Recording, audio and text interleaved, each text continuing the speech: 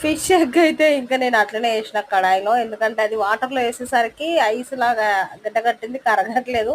Eggs అన్ని వాటర్లో కలిసిపోతా ఉన్నాయి. బట్ నాకు తెలియదు ఇట్లా అవుతుందని. మా ఆయన ఇంకా ఏం అనలేక చూస్తా ఉన్నాడు. ఏం కాదులే, వేడి అవుతా ఉంటే అది ఫ్రై అవుతా ఉంటుంది, డివైడ్ అవుతా ఉంటుంది అన్నారు.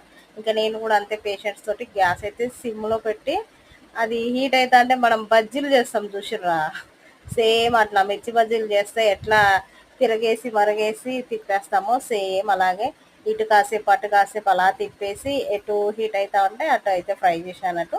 అయితే నిన్న చేసినప్పుడు మొత్తం ఇలా కొంచెం పెద్ద పెద్ద పీసులా కాకుండా ఏదో ఎగ్ పొరట్టులాగా అయిపోయింది అన్నట్టు, చిన్న చిన్నగా అయిపోయింది. ఇవాళ అయితే కొంచెం పెద్ద పెద్ద పీసులా వచ్చింది.